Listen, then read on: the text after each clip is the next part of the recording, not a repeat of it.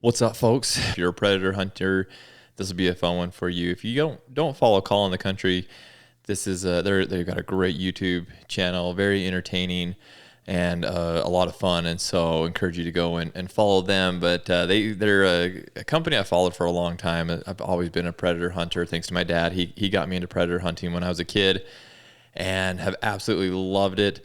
Don't get to do it as much as I want to, and definitely don't get to do it as much as these guys do. But it's something that I absolutely love. So excited to talk to them and chat with them about just their channel and what they do, and also maybe give you guys some tips and tricks along the way. But that's it for now. Let's go ahead and jump into the podcast. All right, guys, welcome back to the podcast. This is actually a podcast that I've really looked forward to. I've been a predator hunter my whole life, and I've been watching these guys' channel for a long time. Just trying to get little tips and tricks that I can from them. But then also it's just freaking entertaining to watch predator hunting in general. It's just a different type of hunting. And so as I thought about like, man, people I want on the podcast to talk about it, I really kind of want the best of the best. And so reached out to these guys and they were willing to jump on and talk with me. So I've got Ross with me from Call in the Country. Ross, what's up, buddy? Oh, doing good, doing good. Well, man, I appreciate you taking some time with me. I know busy schedules, and we're right in the middle of the week right now, so I appreciate you being willing to take a few minutes and talk about Call in the Country and what you're doing over there, and making sure people know who you are and what you do and where they can go for some good entertainment. But kind of kick us off a little bit, man. Tell us a little bit about you and how you started this whole Call in the Country thing, and yeah, why you did it and really kind of what it is. Yeah. I'm always eager and happy to talk predator hunting, whether it's in the week or on the weekend. So happy to be here. Yes, I started Calling the Country. I don't even know how many years ago. Started out, as kind of one of those. I was very ambitious, thinking I could maybe make this a full-time gig kind of Mm-hmm. thing. Kind of, it started well, got sponsors, whatnot, and just got to be to where it took a lot of time, a lot of effort. I had a full-time job as it is, and so it's kind of become more of a hobby thing. I really enjoy calling regardless, and then I really like making the videos on top of that. I haven't been as consistent in the recent years putting them out, but when I do get them out, I like to be creative and try and go more like the cinematic Yeah. aspect of things with the videos, recent videos. So Mm-hmm. I enjoy that. I like that. I like learning about the editing and just kind of constantly involving, improving myself in all aspects, both predator hunting and on the filming side. So yeah, that's kind of where we are right now. Middle of the season now. We've been out on a number of trips, getting laying film down and laying coyotes down. So Yeah. Yeah, we're kind yeah. of in the heart of it right now. This is like, at least for me, I have the most success during, well, December, first part of January is usually when I have the most success with coyotes. And so I love this time of year for getting out. Plus there's nothing else going on, you know? Yeah. Well, it's a good as far as weather goes too. I'm here in Arizona, and even October, when some guys are starting in October, Mm-hmm. and even November, sometimes the temperatures are still just high. And so midday calling, you're looking at 85 sometimes, in November it could be. So it just as the year goes on, it gets a little more comfortable and more comfortable to call day long. Yeah. So that's nice. Yeah, I was gonna say in Arizona, that's really the time to be calling. So here in Utah, I live in Utah, and yeah, about October is kind of when the pups are coming out, and you have a little bit of success calling, but it really doesn't. I mean, it doesn't hit until yeah, like end of November. Then they really start coming out, and I don't know if it's just they get more hungry or what the case is, but man, they really start coming out in droves about middle of November and have a lot more success with it up here at least. Have you been up here in Utah and done some hunting? Once there was I think the last, what was it? The Worlds, I think, was up there at one point in time before it changed hands. And I did that, and we spent like half a day there in Yeah. Utah, but that's it. The rest of the time was in Arizona calling. So, Oh yeah. man.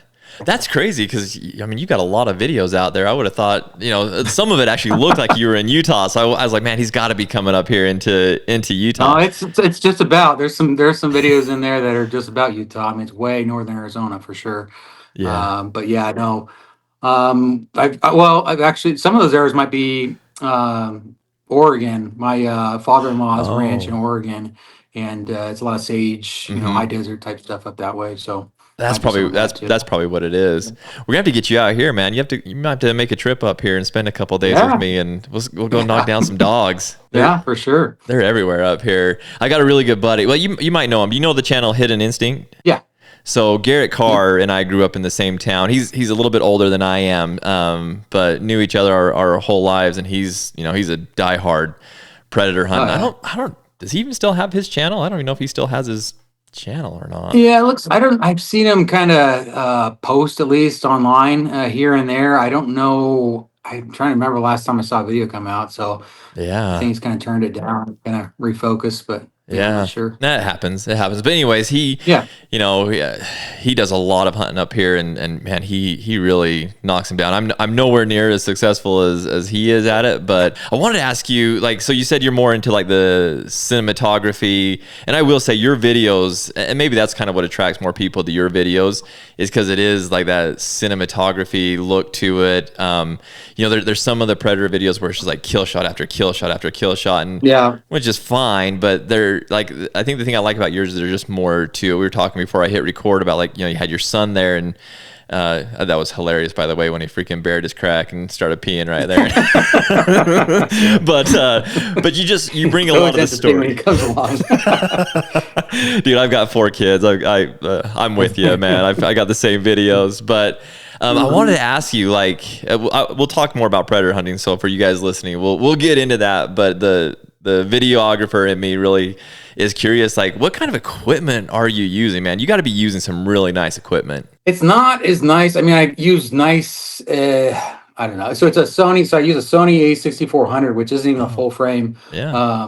camera. But what I was looking for was trying to find the best camera I could, with a 120 frame per second rate, that also had some decent quality, Hmm. with the lower ASPC whatever, smaller frame, or uh, The non-full frame, I guess, mhm. camera. Yeah, the sensor. Yeah. Um, I can throw a full frame lens on, and it gives me more zoom, which I Hmm. like, to where I can get with what do I have, 100 or 70 to 350, but it's actually like a 10x really at the top end. So it gives me a little more range on the videos when I'm calling that open country, just by doing that. And I feel like I don't lose the quality. I mean, I thought a while back, like, oh, I need to have the highest, best, absolute best Yeah. camera.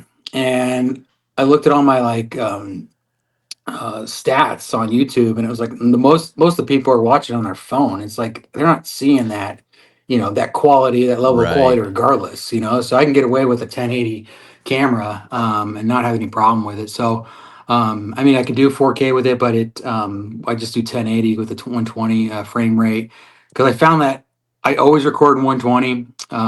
It allows me to then dial it down to slow mo and get those really smooth, buttery shots, Yeah. on those impacts and everything else. And just in general, if you're just filming and you need some B roll, you can oftentimes just grab it from some shots that you were taking and throw it in there. So it works out that way. It's a lot more adaptable, I guess, so to speak. That's awesome. I've actually thought the same thing. Like, when I look at the people that watch my videos and where they watch them, most of it is on a phone. And so, like, a lot of people told this, oh, it's 4K video. Well, no Yeah. one's going to see that on a phone. If it's 1080 and 4K, our eyes can't really tell the difference. And Yeah. so I'm the same way. I don't have that fancy of a camera. I have a Canon, but I shoot in 1080p all the time. That way Hmm. it's easier to upload and stuff like that, where I don't have Yep. that 4K file to try and upload. So same thing. But man, your quality, and like I said, I think that's what's really kind of drawn me to your stuff, is just the quality's good. Did you have any kind of training as far as videography, or have you learned it all on the go? All on the go. Yeah. I started out with just normal camcorder. And I was always trying to figure out, like, the next thing, like, how are these guys, like, you'll see guys get those shots. And I'm like, all right, I don't know how I'm not able, like, my shots don't look like that. How Right. is it? And then you just kind of Google's your friend, and you figure it out. You go research it and figure out what's going on, how to get there. And sometimes it's, the equipment you're running, and Hmm. you have to upgrade. Yeah. So, Yeah, that YouTube University comes in handy. I'll tell you that much. Yeah. I've used Yeah. that so much just to help me learn like, well, and that like the frames per second. I found out that was a big deal. You know, shooting wildlife in general. If you're trying to video wildlife, really you got to have those higher frames per second, especially if you're going to want to slow it Yeah. down and do those slow motion shots. And you guys have some really cool ones. So you guys, if you haven't watched their videos, he does a really good job of just like those slow motion impact shots. Like it's freaking cool. I love it. So I kind of geek out on some of your videos. So, It's anyways, awesome. all right, enough of the other video stuff. Let's talk about predator hunting. So what have you been doing this year? I mean, what's kind of been your focus? I see, you got your dog and stuff like that. So has that been a big Yeah. focus of yours, getting the dog involved and getting some dogging going on? Yeah, I mean, I do that every year, try to get out. Like I said, Arizona with the temperatures that we have, it's hard to do. Mm-hmm. And with me being in the city, I have to run, at least a half hour to get even into areas where you can coyote hunt. So, in the summertime when it's, 120 degrees outside, you've got three at best, maybe four stands before it's just miserable out That's there, true. in the morning. And so it's a lot of work to get the dog everything up and ready and getting out there just for three or four stands, turn around and go back home. Mm-hmm. Just a lot of miles and everything. But I like doing it. It's so much fun. I don't consider myself like a guy like a dogger or whatever. I have a dog that will run after coyotes, and he sometimes listens to me to come back, and he sometimes doesn't. So, but it's super fun when you get into coyotes that Yeah. want to play the game.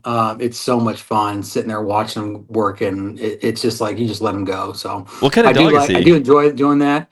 But like I said, it gets a little hot and miserable at times. So I usually make a couple trips a year, hit the good spots I know of that I for Mm-hmm. sure money stands for that time of year. And yeah, right now we've been out on quite a few trips here. Been stacking up coyotes here. So to kind of get into like just kind of, I don't want to say tips, but tips Yeah. of coyote hunting, you a lot of guys will say like oh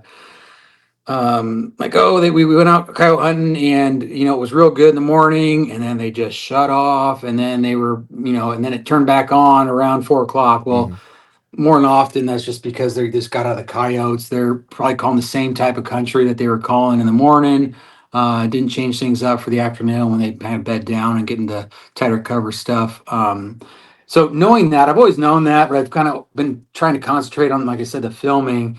And so it's hard to get into those thicker areas with camera and still Cameras. get good shots. So we would try and get on thicker spots, but you can't get too close to where it's, just the shots don't work. You end up getting these like passing, blurry crap, Yeah. just footage that you can't use. So we typically would stay off it. Well, this year I said, the heck with it. We're just going to get right up on the cover. I'm going to put a different lens on. We'll get some wide action stuff, and we'll use shotguns. And we've been just laying it down. You really have to. It's eye opening just how close you have to get to kind of trigger that response from them. And, in the morning and the afternoon, they have like people have said, and many people say, but like a bubble essentially that Mm-hmm. where they are more willing to react to that call and travel further to get to your call. And then when they're laying down in the afternoon, they just turn real lazy, and you have to get on top of them like within 100 yards, maybe 200 at most, and before they really will just jump on it. And that's what we've done. And you get there, and within 3-4 minutes, you got coyotes and multiple coyotes on top of you, right in the thick. So, and you got shotguns in hand, and you're able to take care of them. So that's pretty fun. Nice little change of pace here this year. That's something I've But never yeah, realized. I didn't realize that, and because I've said that exact same thing. Like during I'll call in the morning, and then I'll pretty much go home and have lunch during the middle of the day because I never call anything in the middle of the day, and then I'll go back out in the evening and hunt. So during the middle of the day, sneak into maybe like we have tons of cedar trees around here. Like maybe sneak into some of Mhm. those cedar pockets and you're saying call in Yep. there with a shotgun. Oh yeah, Yeah, shotgun for sure. Dang. And the other thing we did this year, so I don't know if you've ever heard of like TSS shotgun rounds. So the only So reason I have is because of you. So I was you have, I know you have okay, that your video up on the TSS round. yeah, So yeah, that. But I bet yeah. my listeners don't. So yeah, tell us about that. So I've known about TSS. It's tungsten super shot is what it stands for. So tungsten is the heaviest shot that you can buy, Hmm. essentially, and it's 55% heavier than lead. So it's a denser shot, which means that it's more lethal further down range. So where like a $4 say is really only lethal like 40, 50 yards. Like, I mean, if you're talking, whereas this you can use like what I use like 3 shot, Uh huh. and by the numbers, I think it has like 3.5 inches of penetration at like 107 yards, Holy which cow. I didn't really like. I've heard of these things, I've heard the numbers, and you're like, what I don't, until you see it, Yeah. it's like it's hard to believe, you know? Right. And so I finally said the heck with it. Well, one thing that was always holding me up was the cost of TSS. Hmm. So if you go online in for predator rounds, so you can find TSS for turkey and waterfowl and whatnot, but for predator hunting rounds in the 2, 3, 4 shot range, there's not a lot of manufacturers out there. There's a few, and they charge anywhere from like $10 to $12 a shell. So it gets Jeez. yeah, it gets well, the shot is expensive, and so they have to make money on top of that. I looked at the numbers, found some suppliers of the shot, looked at all the pieces and components, and figured I could reload it myself for under $6. I said, well, that is worth at least experimenting and Right. seeing if it's Right. worth it. So I got some shot, a small amount of shot. I got all the components needed. The other thing is I never reloaded shotgun shells I haven't before, so I either. figured out how to do that. Yeah. Yeah, it's that's a whole nother learning I experience. I I do mean, rifles all the time, I but reload shotgun. quite yeah, I reload quite a bit of rifle Yeah. rounds, Yeah. but yeah, yeah, but shotgun is like a totally different animal. You have to not only have like your load, it's not your how much shot you're putting in there, but you have to then your what do they call it? The recipe has to all formulate to where it ends at a certain height to where your shell can then be roll crimped or crimped in Uh general huh. over. So you have to all these components have to work out and work together. And it's a lot of kind of trial and error experimentation, figuring out, spacers needed, whatever. So figured all that out and tried it out. And holy smokes, it was just nuts how effective it was. We patterned it, and the patterning was like, oh yeah, that's all right. It seemed good, and we went out and shot it, and it was absolutely insane. It was the second coyote we shot. My buddy shot it 98 yards through a bush. And I didn't even see it. I was on the other side, and he jumped up and he's like, "Get over here! Come over here! Bring your rangefinder!" And he's like, go range find that coyote. I went over there and stood. He said, I shot it from right here through that bush, and it was 98 yards. And he said it dropped like a stone. And I'm like, no way. We What? were just like in amazement. It's like you have to rewire your brain on what a Yeah. shotgun can do. You see these coyotes clear out there, and you're like, oh, that's out of range, but it's not. It's like try it. And we were rolling coyotes at 75 yards. I shot one 70 yards running away, and it rolled like 70 That's yards with a amazing. coyote going away. It's like forget about it. Like that coyote's gone with a Yeah. shotgun. Yep. Like, you're not getting anything. You might get some shot in their butt, but that's it. They may Hmm. run off whimpering, and you're never going to see them again. These things are just rolling them. It's crazy.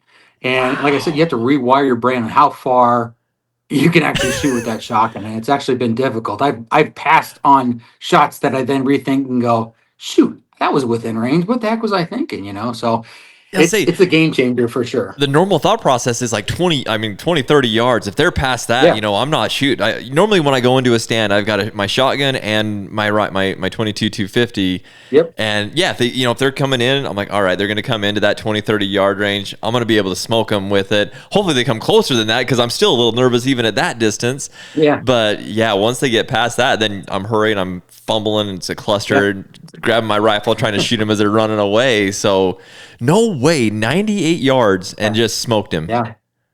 Yep. It was crazy. I couldn't believe Wow, it. And then, like I said, it dude. was the rest of that day. It just kept amazing us how well that thing worked. It was nuts. That's a game But changer, man. Because honestly, I mean, yeah, you're a good enough caller. Probably, I would say most of the dogs probably come in within 100 yards of your well, not call. just it. So Well, like I said, when now we're changing it up and getting into that thick and getting tight to that yeah, thick, it's like you don't even have to worry. You bring a rifle, everything's no, within 100 yards, you're good. You don't even have shots that are longer yeah. than 100 yards, 98% of the time. So, shotgun's all you need. That's amazing.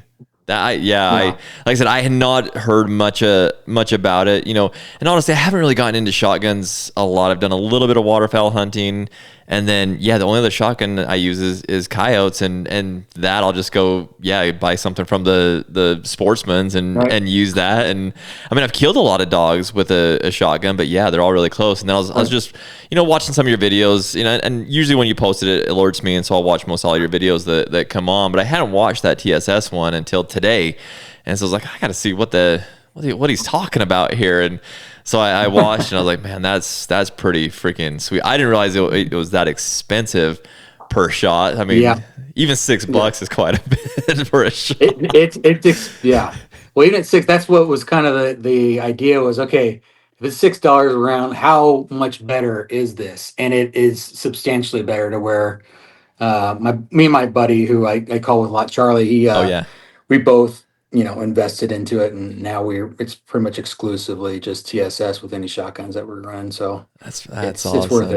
it. So what is Charlie's story? I mean, he's been on a lot of your videos. Like Yeah. tell me about him. Like, cause I at first I was like, is he part of it? But then he's not on all of your videos. Yeah, tell me about Charlie. Yeah.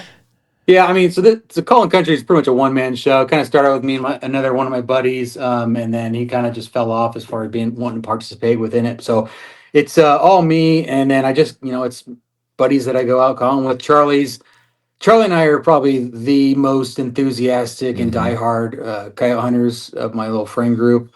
Um, and so we oftentimes are the ones going out on coyotes. Gotcha. Gotcha. He's not as interested in the filming aspect of it just because he just wants to kill coyotes. Yeah. And so when filming ends up slowing things down and I'm like, all right, we got to get this shot or whatever, he's Yeah. like, I get the eye roll. Um, he's a so, he's a hell of a shot though, man. I've seen him make some oh pretty no. sweet shots on camera. That's pretty Yeah. impressive. Yeah, no, no, he's a great coyote hunter for sure. We love going out. We're going out here Sunday actually Oh yeah. to get some more film. So Nice. now he's we met back one of the world's tournaments. Happened to run into him the first morning. We were kind of going to the same area. We were both kind of eyeing each other up, like who's this guy calling my area? And then ended up kind of chatting at the check-in. He ended up getting, I think, seventh place in that in the worlds that year, Wow. and we just kind of clicked, and we've been, like I said, he and I'm as far as like all his friends, I'm the most enthusiastic coyote hunter as far as all my friends. He's the most enthusiastic coyote hunter. So it just kind of works out that we both end up always, calling together. And like I said, we are always back and forth on new and the latest greatest thing. Oh, I think this is how we have to do it. Like I said, the whole shotgun stuff. So Yeah. yeah, he's been right there with it most of the time. So That's cool. I wondered if he was like part of it, but then I could kind of tell it yeah, was, like you said, kind of a one man show. I could tell it's you, but like and I mean like I have a similar thing. So E Hunter's a one man show, but I got my buddy Chad he's in all my videos. He went to New Zealand with me this right. year and hunted stag, and he does videos for me. So I wondered if it was that kind of situation or what it was. But yeah, seems like a really cool dude, and like I said, he's made some pretty awesome shots. So it seemed like quite a pretty good coyote hunter. Oh yeah. Nope. Absolutely. That's We have those days. I give him crap. It seems like we have this. I don't know, this bad luck streak. We do so well coyote hunting, and then every time we've ever entered a coyote tournament, we just flop for whatever reason. Either one of us sounds like me. either aren't on our game or something's off. Every single time we've got this like stinking thing held over us. But one of these years we've been back and forth. We have to get in the money here. What's But the it's kind best of you? hard now. Arizona, it's all. outlawed. It's most places. I think Nevada's one of the last ones. I think they're looking to get rid of it as well. Not them, but the state The and some state, anti-hunting groups. But there aren't man. many out there that still let it go. Dude, we've had so many articles up on our website about that, of all these different states that are trying to get rid of the contests. Yeah. Want to get Yep. rid of the contests, and I don't. People don't realize the impact. I mean, the number of coyotes or predators that we were able to take off the landscape during those contests is really what helps preserve a lot of the habitat, a lot of the other animals that we have, and people just don't realize it. They think that it's just like is this game to go kill stuff, and it's man, it's a whole lot more. I mean, it is a game. It's a lot of freaking fun, Yeah. but Yeah. If we're honest, I mean, it's fun for sure. People do yeah, that for that aspect of it, right. me included. But it also, helps the wildlife and just the ecosystem in general. So Yeah, yeah, 100%. I worry. I'm glad that Proposition 127 in Colorado failed on the mountain lion yeah, and bobcat hunting, but I see them doing it in some of these states, especially these blue states. Like I guess Arizona went red this year, so good. Congrats on that. But yeah, but you never know with yeah, Arizona. 1 minute it could be one way, and the next minute it could be completely yeah, different. exactly. So makes me nervous on what they're gonna do. Because there's a lot of good predator hunting there in Arizona. Speaking of Hmm. that, do you ever do any fox hunting in Arizona? Uh, I honestly, I think a fox is like a consolation prize. Mm, They're like when coyotes aren't coming in, you get a fox. They're like, oh great, well I guess I can shoot this. I don't. I've gone out a handful of times, like specifically targeting fox, and hmm. that's fun. You take like a 22 or small low caliber and get in the mountains and hillsides and calling a bunch of fox, and that's fun. But I don't know if it's like the size; they're just I not was as gonna say they're big, or what it like is. But I just itty don't. bitty. Yeah, they're not crazy. So it just is not as much fun, and they're Hmm. real dumb. I mean, you could shoot them 8 times and they'll still come back to the call. So it's like not. I don't know. I don't know if it's on a challenge or what, but yeah, I'm not super into it. Yeah, that's kind of me too. Like I've never really got into like I'm kind of the same way like you. Like they're a consolation prize. Like I've never really targeted bobcats. I've never targeted fox. Really coyotes is what I go after. If something else comes in, then Hmm. actually I did have one time in my life I had a bob or not a bobcat, a mountain lion. Come in on to one of my calls, which I've that's like I said only one time. I didn't dare shoot it because I wasn't sure what the laws were on it, so I didn't shoot it. But I actually could have that year. But like I said, I'm kind of the same way with you. It's a consolation prize. It's cool when they come in, but I'm really after coyotes when I go Yeah. out. So have you ever had or a mountain lion come in on you? Yeah, so I've called in. So when I got out of the army, the first year I started calling um, in Arizona, the first year back, I should say, when I started calling, I called in 3 lions that year, and I was Jeez, like, "Oh, this is easy. I know what I'm doing." Blah blah blah, and I haven't called it one in since. really? And that Wow. was, oh man, I don't know how many years ago. What a 27 shit, 10 years ago, 13 years ago. So it's been a Wow, long time. Yeah. My buddy Charlie called one in like 3 or 4 years ago, man. and he got one. But yeah. What about bear? Do you ever have bear come in on your calls? No, that's really, I mean, if you're in bear country, you're in fox country, and I like Oh, I guess that's the times true. that I've called, yeah, the times I've called fox are when I'm trying to call bear. Mm, That's typically how it works. But yeah, I've tried to call bear, been in the area. I called a lion that once when I was trying to call bear, mm. and fox on the same stand. But yeah, like I don't typically hunt those kind of terrain because I'm calling for coyotes. So if I am after bear, fox may come in, but I haven't ever called a bear in yet. Gotcha. Yeah, I've tried calling in bear, but I've never really been able to call him. Well, let's get into some tips and tricks because I know a lot of people are going to look at this podcast and be like, man, let me learn. And honestly, Ross, I've had so many people reach out to me and ask about predator hunting. So we have quite a few videos up on our YouTube channel. One of them is a gray fox hunt in Arizona, or just knocking down fox like crazy. And so a lot of people have been reaching out, asking questions. And I'll tell you the first one. I've got a few written down that I wanted to ask you that I've gotten, but one one of the questions I always get is about equipment. Like, what kind of equipment do I need to go get? What do I need to do to go and call a coyote and have them come in and shoot them? And well, you're obviously biased to Fox Pro. I'm pretty biased to Fox Pro myself. So I'd say that I always tell them that's the first thing I would get. But if people ask you like, what kind of equipment do I need to go and call coyotes? What's your answer to that question? You really don't need a lot. I mean, I started out with a hand call and 240 Weatherby actually is what I started with. But Sweet. yeah, uh, it was just my first gun that my dad gave me, so that's what I used.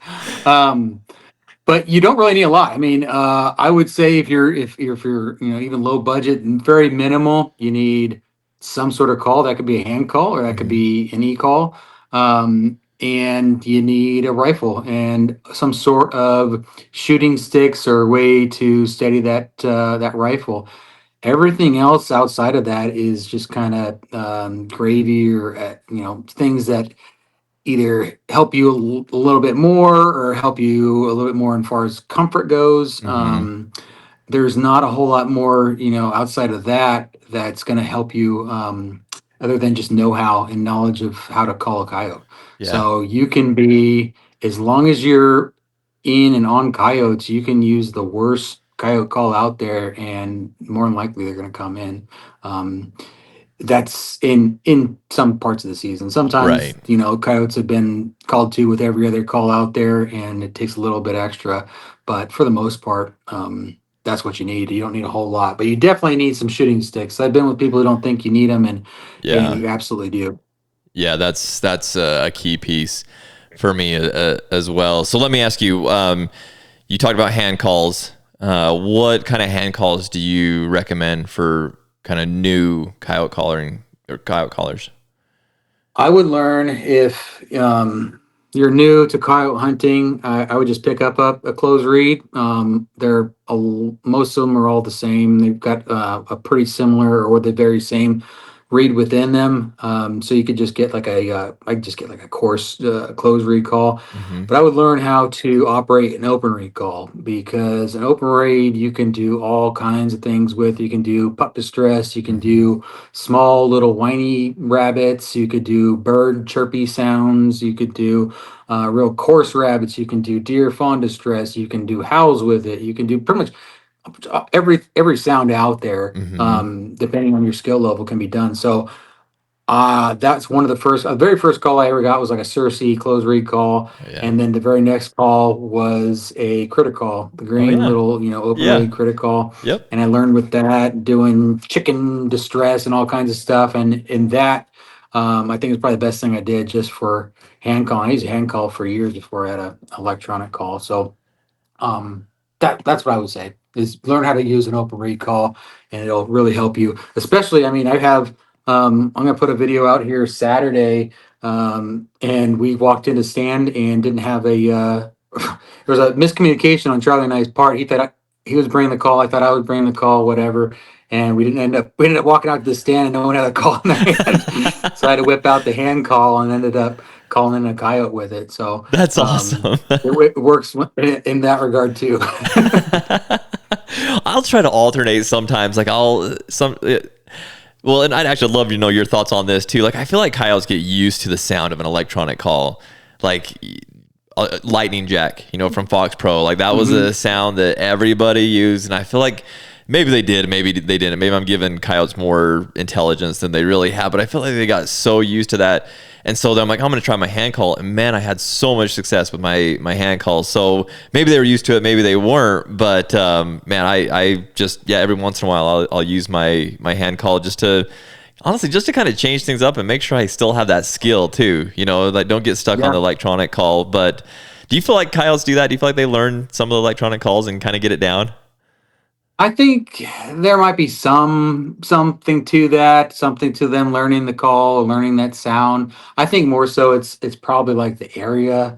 Like my Mm, theory is like you go out there and a lot of hillsides look real good to call. right. And I think a lot of other people think that same hillside looks good to call. And so I think that hillside becomes like a danger area after they've been shot at and missed. And so they avoid that one little spot, right? And so you think, Mm, oh, like this coyote, you start calling and he kind of just edges out there. He doesn't come in. He seems kind of squirrely, and you think, oh, he's educated in his call. I think it's more so maybe the location where you are, because I've been in spots where Oh, I I've like that. bumped in past like those common stands and gone in another 100 to 300 yards, made a stand that didn't work before, and called in coyotes. So uh, Gotcha. that's kind of my theory. I don't know, um, but yeah, I mean, I don't know. Yeah, that actually makes more sense, dude. Are you getting a little like thumbs up, little bubble thing popping up on your screen like I am? Have you seen that on your screen? No. Did you Uh-uh. when this goes on YouTube, you're gonna have to look. I've never seen it before in all the time I've used Google Meet, but like this little bubble thing pops up and there's like a thumbs up in it, and I have no idea where it's come from or what, Huh. but it's cracking me up Yeah, I don't as know. you're talking. But anyways, that actually makes more sense that they would kind of know that area, because you're right. I mean, I look at a hillside and I'm like, that's perfect. The sun would be perfect right there in the Mhm. mornings, and like that really does make a lot of sense. I do think I overthink it sometimes. 'Cause I'm like, oh, they're so used to rabbit calls, so I'm gonna do like you said, a chicken or a kitten or something Yeah, like that. But maybe I'm yeah. overthinking it. Yeah, I don't know. Sometimes it works, sometimes it doesn't. Sometimes you're overthinking it. Sometimes they're just coyotes. Sometimes, changing up that sound works. And Hmm. who's to know? Like, all we can ever do, there's no way to ever know. Like, Right, oh, right, yep, that was it. It was the sound. Like, how do you know that? How do you know that if he hadn't played a different sound, that they wouldn't have come in? So right. it's all just theory based stuff that we're talking about. And it's makes for good discussion and what conversation you have between stands with your buddies. So. Exactly. Well, and I do feel like guys like you. I mean, you're out there a ton. You're out there a whole lot more than I'm ever out there, and so you probably get a little bit better feel of different things too. So I think that's a cool thing for people to hear and hear from coming from you, that kind of your theory on it. So, what gun are you using right now? I've had some people curious about that. So I shoot a 22 Nosler out of a AR. Ooh, Um, I used to shoot 22 to 50 forever bolt gun, yeah. and I ran bolt gun for a long time outside of when I got out of the military, only because I'd had a AR in my hand for so long. I was kind of over it, Hmm. and finally went back to it, and I realized that I could get better components within the AR that didn't make it so toy twangy. Kind of, I just hated the sound, how it felt, with the military gun. So, Yeah. um, captured, buffer spraying helps a lot to get rid of like twang, and just kind of the feel of the gun feels a little more solid. And so I've been running that for years now with a 22 Nosler. I realized I'm running about 35, what is it, 3560 feet per second Woo. out of that 18-inch barrel. So it's going pretty That's quick. It's smoking. pretty hot round. It's all reloads that I do Uh huh. with 53 grain VMAX bullets. The 53 grain VMAX is like where it is. Like if you Yeah. have a 22 caliber of any kind, put a 53 grain VMAX in there. They have the best ballistic coefficient. Nothing else compares and competes to it. You can not get the speed. I mean, everything about it. I used to. I've gone through the 55s. I've gone up to 60, 62 grain, 70 grain. I've kind of gone the gamut trying to find that sweet spot, and you just sacrifice, your drop and everything. Hmm. The 53 grain VMAX, you maintain enough velocity to have enough energy out there at long ranges. It still shoots real straight, low drop, everything about it. It still just puts coyotes down like crazy. So Oh man, I'm gonna I have think to. it's the round there. I'm gonna have to try that. Right now, I'm using the 55 grain burgers, and I've been using that for quite a while for coyotes. And I mean, it does pretty well. My only issue with it is sometimes it'll blow a hole out of the other side. So I guess that's Mhm. another question. Does that 53 grain VMAX, does it ever, do you ever have that issue of it blowing a huge hole out the other side? Only if you hit them bad. I think it's kind of with every bullet. I haven't had many. I shot one just the other day running in the neck and didn't have it blow out at like 100 yards. So Oh, okay. that was pretty good. But yeah, pretty much if you're hitting them in the right spot, they're not they're going to do their damage. I mean, they've got a super light jacket on those things that are just meant to explode Explode. real Yeah. quick. um yeah, I haven't had any issues with that. Okay. But I used to fur hunt back Yeah. in the day, the prices dropped, the number, I mean, just the time and effort that there was involved with it. I don't do it Right. anymore. So it used to be all, yeah, I know what saves a pelt, yada yada. I used to shoot burgers actually as well. And I just went to, then I was like, the heck with it. I almost went to a 6 millimeter just because of that, and kind of settled on the 22. I don't think you really need much more than that, Hmm. unless you're really in heavy winds, shooting long range, open country. Like that $22 is perfect. Yeah, yeah. I think Um, 22 caliber is perfect for a coyote. Of course, I would like to see what that 240 did. My wife's got a 240, whether it be that her dad, passed down to her. I guess hasn't passed, didn't really pass down to her, but she uses all the time. And man, we've killed a lot of deer and elk with that thing. I'd love to see what that thing does to a coyote. it blows them the heck up. I can tell you that. It does. Every coyote I think I shot with that gun blew it up. It kills them and skins them at the same time, huh? Yeah, yeah, it was not good. Because I shot the first cut, my first cut I ever shot was with that, and I saved the pelt, and it was just like a tattered mess. I mean, it was such. That's awesome. Looking back, I don't know why I ever did it, but I still have it. It's You just you terrible. you got to though. Like I'm the same way. The first Yeah. one I shot, my first Kyle was with, again, my dad bought me a gun, a 25-06, and it was just the gun I Hmm. had, which is a Yep. big freaking gun for a coyote. And yeah, it made a mess of it. I wanted to keep the pelt, so I kept the pelt, but it made a mess of it. And yeah, Yeah. I should have learned. I did learn from that. So okay, so one other question with equipment that a lot of people have asked, and that is with electronic calls, because there's about 4,000 different electronic calls out there. What do you recommend for a newbie? What do you recommend for an experienced hunter? Like, just kind of give us a range there of things of electronic calls that you recommend. Obviously, yeah, like you said, I'm a Fox Pro guy. I Fox Pro. I started with an FX3 way back in the day, and I've stuck with them. I just really believe that they're a higher quality call. I've seen it in person. So, but aside from that, I mean, Fox Pro, like their X24, Hmm. they're just single speaker. I would not go like low budget on anything, Right. only because there's so many more features with the remote. Now you don't need all of the features, but being able to utilize some of those features and see the temperatures and be able to just look at how long you've been on stand and easily scroll through to the next sound, have multiple sounds on there, categories of sounds that you can split them up into and easily access them. Having rapid, hitting, a pup distress after you Hmm. shot a coyote, having a quick recall button, all that stuff. You really need that TX1000 remote is what you need. Yeah. So anything you can get that has that TX1000 remote, they'd say if it's the speaker quality is obviously going to be there. The smaller you get, the less volume you're going to have, obviously with speakers. But I would just bite the bullet. And get the X24 or that's probably the best one right now at this point. Yeah. X24 simple speaker.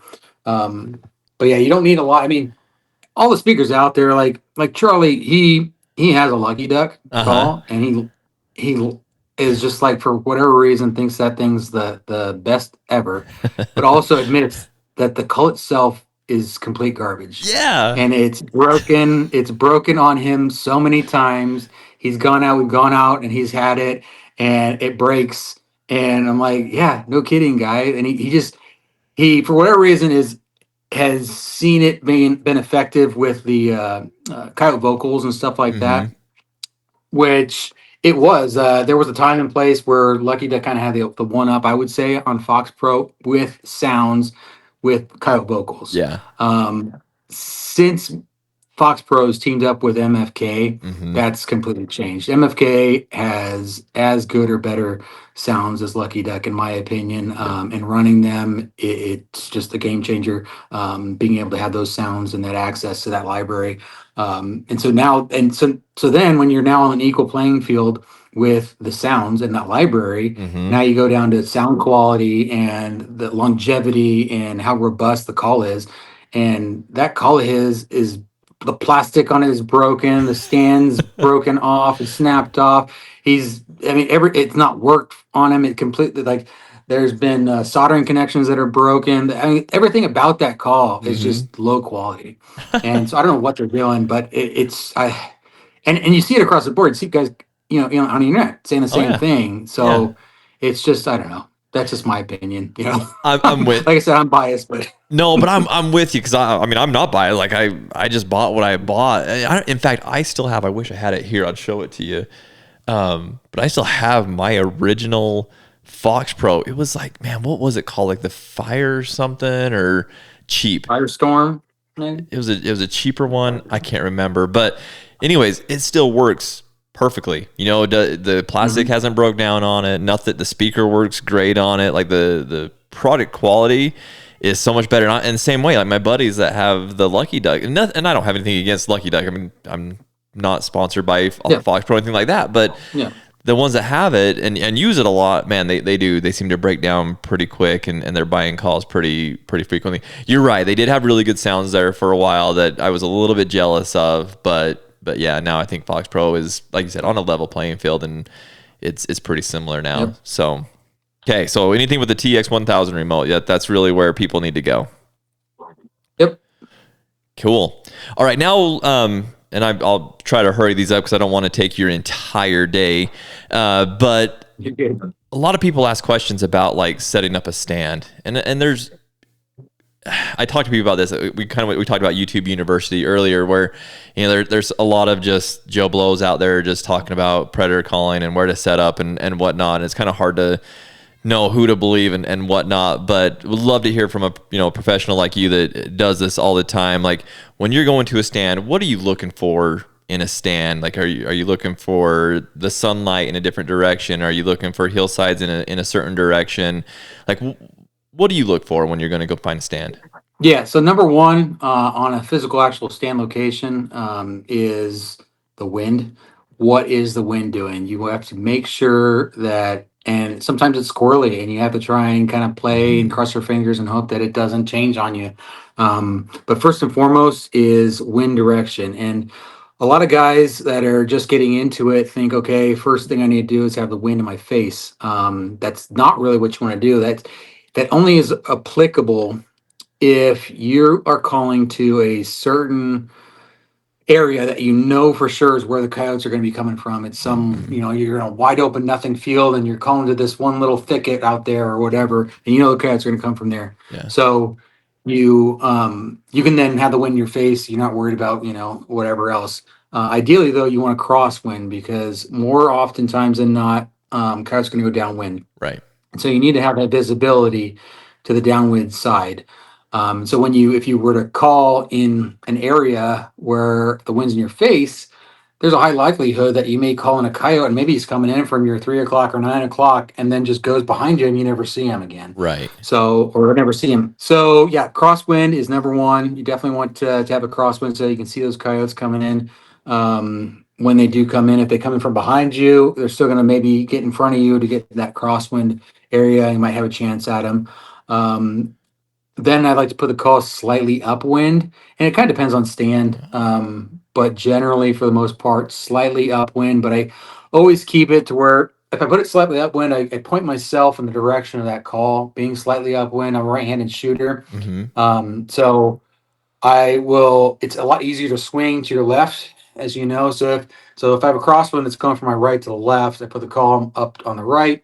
I kind of almost face the call where I can still take an easy shot on if a coyote was to come into the call itself, but then can swing to the downwind side relatively easy. Now, if it's the opposite direction, and so I have the crosswind going from my left to the right, and I put the call onto my left. So, being a right-handed shooter, I will actually position myself to where I'm not pointing at the call. Because if I were to point myself at the call, and now I have the downwind side kind of behind me, and I have to do some kind of janky spin around contortionist move to a coyote that comes in on the downwind side, you're in trouble. So Yeah. knowing that they're likely going to end up there, um, you can easily swing to your left and get on a coyote that surprises you on the call, or just wait for it to eventually circle in front of you to the downwind side.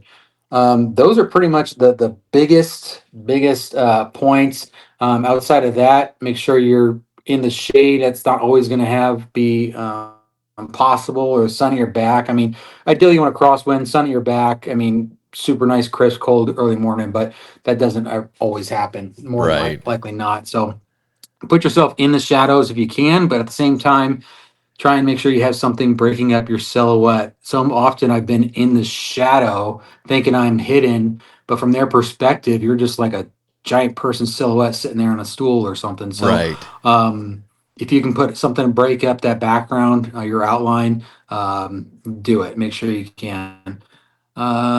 See, that's what I always Outside of I try that, to put a tree stump. If I can put like a tree stump, like find a good pine tree or something that has a good stump that I can like put myself right there.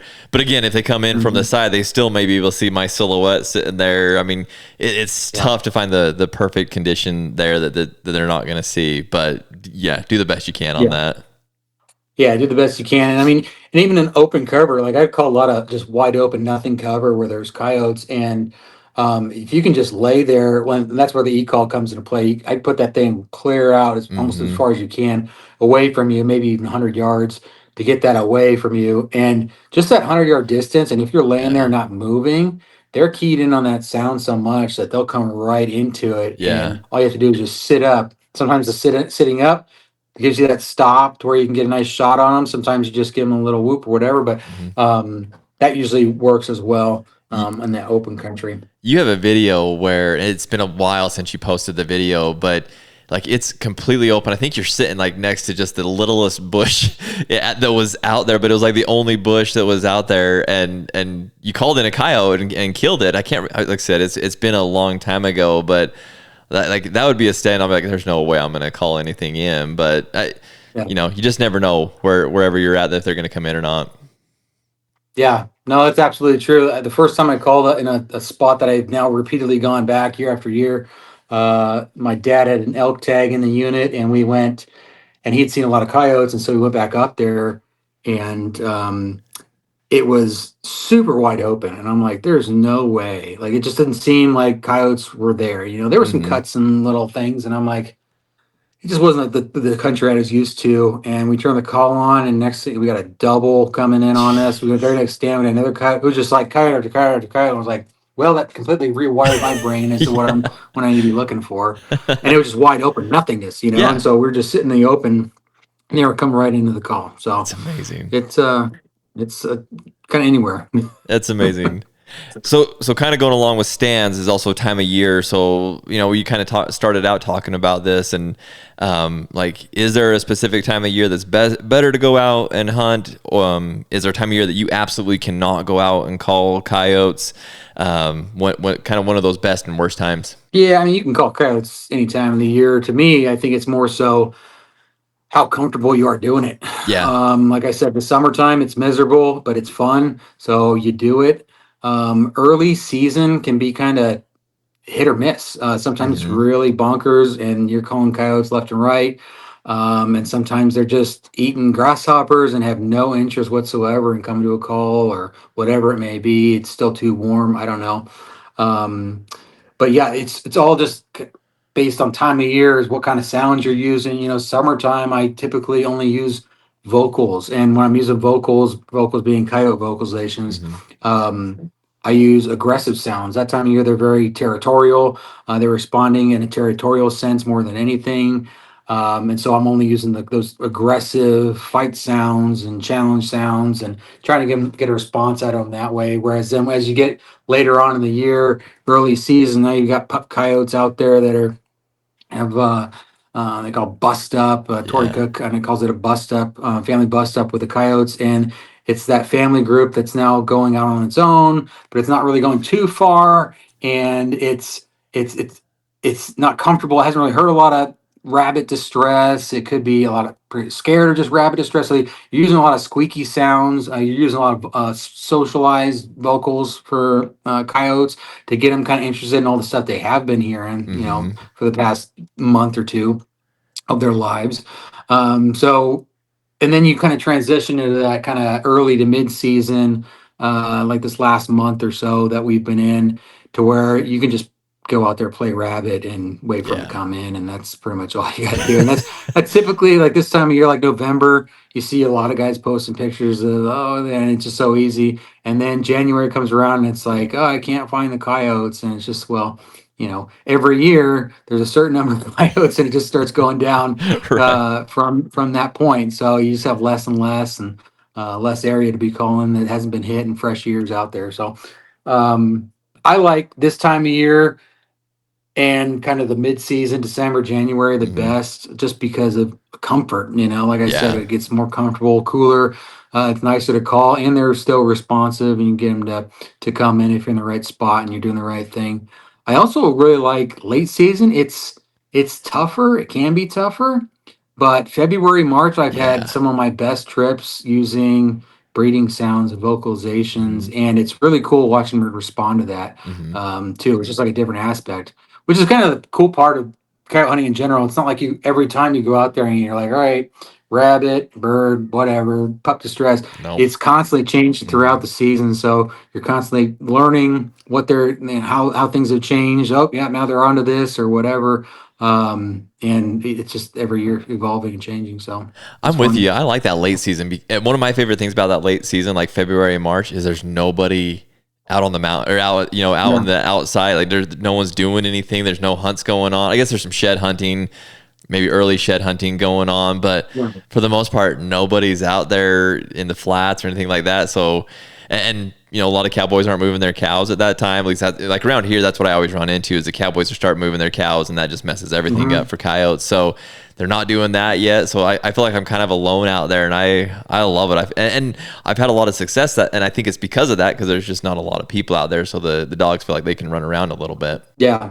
I think there's like I got a theory that especially like February, March, because you've got a couple months where coyotes really haven't been messed with. Yeah. Like deer seasons have ended. There's a Hmm. couple months there where it's almost like that mid lull where like you get that in the early season where they've kind of forgotten about being called to. Yeah. And I feel like in certain areas you can find where it's been a couple months before last time that they were called to, if they were called to.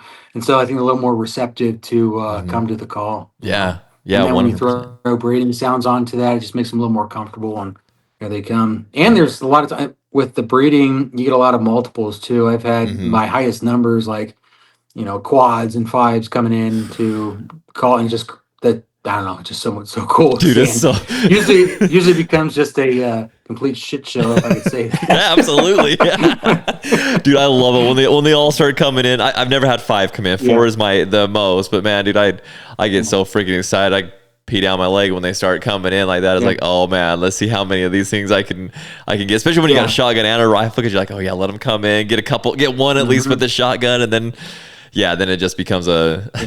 yeah a Yeah, mess. you got this like plan in your mind, and then Yeah. it never turns out that way, and you end up usually with like one on the ground and Yeah. the rest running.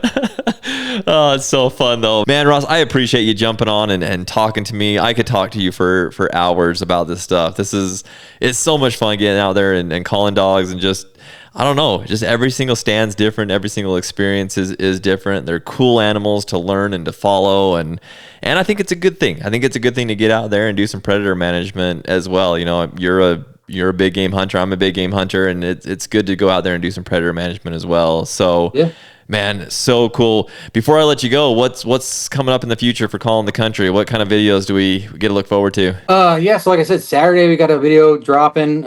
It's kind of a culmination. I took some video last year, this year, and it's kind of like the same spot we went back to. Kind of a little more cinematography, like we talked about. Hmm. Should be a good one. Just putting a couple cuts down, some good slow mo shots on that, like you talked Sweet, about. So sweet. that'll be a good one to look forward to here. Nice. Very nice. Well, and actually, you know what? By the time this podcast gets out, I won't get this out before Saturday of this week. So Oh, okay. you'll have that video out, so people Yeah. will have seen that by the time this podcast. And if you guys Yeah. haven't, make sure you go to YouTube and follow Call in the Country and just check out all the videos. Ross has some amazing videos up there, some really really cool shots that they've been able to take with the gun and with the camera. I mean, there's some really good stuff. Ross, you do a great job with video, and man, I don't know how you do it. I appreciate it. I've tried to video and hunt coyotes at the same time, and I just make a cluster out of it. It's just it's It's terrible when tough. I try to Yeah. do it. So kudos to you for being able to do it. No, I appreciate that. Thanks. Cool. Well, also before we jump off, I guess Calling the Country on YouTube probably the best place to catch your stuff. Where else Yeah, can they Colin find We're you? on YouTube, Instagram, Facebook, all Calling the Country. Instagram, we got some cool reels, like I said, of the slow mo stuff too. So, Yeah. all good stuff. Sweet. Cool, man. Well, I'll let you back to your day. Appreciate your time. We'll have to do this again sometime soon. Next time down in Yeah, Arizona, for sure. I'm gonna have to stop by and we'll have to do a podcast together in person. Yeah, for sure. Yeah, let me know. Okay, will do. All right, man. I'll let you back to the family. We'll talk to you soon. All right. All right. See you, Thanks. buddy. Bye. Bye.